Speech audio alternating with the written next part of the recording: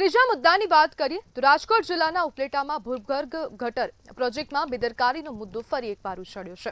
હવે અનેક મહિનાઓ પહેલા જે ગટરનું કામ કરવામાં આવ્યું હતું અને અનેક મહિનાઓથી જે કામ અધૂરું હોવા છતાં તંત્ર દ્વારા કોઈ અસરકારક પગલાં લેવામાં આવ્યા નથી, જેના કારણે સ્થાનિકોમાં ભારે રોષ જોવા મળી રહ્યો છે।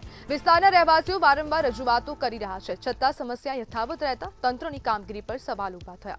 સૌથી ગંભીર બાબત તો એ છે કે ખુલ્લા ખાડાઓ પાસે ન તો સેફટી બેરિકેડ મુકાયા છે, ન તો કોઈ ચેતવણી બોર્ડ લગાવવામાં આવ્યા છે।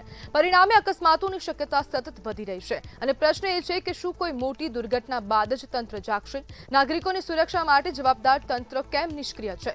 શું નિયમો માત્ર કાગળ પર જ સીમિત રહી ગયા છે? ત્યારે સ્થાનિકો હવે ઝડપી કામગીરી, યોગ્ય સુરક્ષા વ્યવસ્થા અને જવાબદાર અધિકારીઓની સામે કાર્યવાહી કરવાની માંગ ઉઠાવી રહ્યા છે। અને આજ મુદ્દે આપણી સાથે ચર્ચા કરવા માટે જિલ્લા કોંગ્રેસના ઉપપ્રમુખ કૃષ્ણકાંત ચોટાઈ જોડાઈ ગયા છે। કૃષ્ણકાંતભાઈ, ભૂગર્ભ ગટરના કામમાં બેદરકારી, શું કહેશો? ઉપલેટા નગરપાલિકામાં છેલ્લા ઘણા સમયથી ભૂગર્ભ ગટરની કામગીરી ચાલુ છે। આ કામગીરી ભ્રષ્ટાચારયુક્ત અને નિયમની વિરુદ્ધ થઈ રહી છે એવી કોંગ્રેસ તરફથી અમે અવારનવાર રજૂઆતો કરી, પણ કાંઈ પરિણામ ન આવ્યું। ત્યારબાદ આ બાબતની અમે ચેમ્બર ઓફ કોમર્સને ધ્યાન દોર્યું, એના પ્લાન એસ્ટિમેટ સહિતની વિગતો ચેમ્બર ઓફ કોમર્સને દીધી કે ભાઈ આ આપણા ગામનો પ્રશ્ન છે, કરોડો રૂપિયાને ખર્ચે ભૂગર્ભ ગટર આપણા તાલુકામાં, આપણા ગામમાં બની રહી છે, ત્યારે આપણે આ અંગે જો જાગૃત નહીં રહીએ તો આ ભૂગર્ભ ગટરની જે સ્કીમ છે એ ટોટલ ફેલ જશે। એવું ચેમ્બરને પણ ધ્યાનમાં આવતા ચેમ્બરે એક કમિટી બનાવી, એ કમિટીમાં હું પણ સામેલ છું અને આ કમિટીએ અધિકારીઓ, નગરપાલિકા અને જીયુડીએમના અધિકારીઓને પણ ચીમકી આપી કે જો આ નિયમ મુજબ કામગીરી નહીં થાય તો અમારે ઉપલેટા બંધ રાખીને ભૂગર્ભ ગટરની કામગીરી અટકાવવી પડશે। અને આ ચીમકીથી અને ચેમ્બરના વલણથી ભૂગર્ભ ગટરના અધિકારીઓ ઉપલેટા આવ્યા અને નિયમ મુજબ કામગીરી થાય એ માટે અમે એમને રજૂઆત કરી। અમે જે જગ્યાએ ગેરકાયદેસર કામગીરી થઈ હતી એ તમામ જગ્યાએ અમે એને બતાડ્યું અને એમને પણ ખ્યાલમાં આવી ગયું કે આમાં કંઈક ખોટું થયું છે।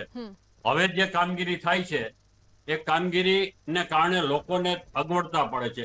અમારા મુખ્ય રોડ છે, સ્વાભાવિક છે કે રોડ ટૂંકા હોય, સોસાયટીમાં જાઓ કે મુખ્ય રોડ ઉપર જાઓ તો 50 ફૂટનો રોડ હોય, એમાં 15 ફૂટ ખોદી નાખે અને ખોદીને પાછું પેકિંગ ન હરખું કરે, એને કારણે લોકો પડે છે, ખાડા પડી ગયા છે રોડ ઉપર। સાઈડમાં વાહન હાલે તો સાઈડમાંથી મોટરસાયકલ કે ફોર વ્હીલ ઉતરી જાય છે અને ખાડાની અંદર વ્હીલ વયા જાય છે, એને કારણે લોકોને ઘણી બધી મુશ્કેલી પડે છે। છેલ્લા 5 દિવસમાં કૃષ્ણકાંતભાઈ, રજૂઆત બાદ પણ તંત્ર નિંદ્રાધીન કેમ છે? તંત્ર કોઈ ધ્યાન દેતું નથી। આ જે ખાડા રાખે છે એને કારણે પણ અમે એને કીધું છે કે ભાઈ તમે ખાડા માટે ફક્ત બેરીકેડ રાખો, બેરીકેડ રાખતા નથી, ફક્ત કાપડની કે પ્લાસ્ટિકની પટ્ટી મારી દે છે।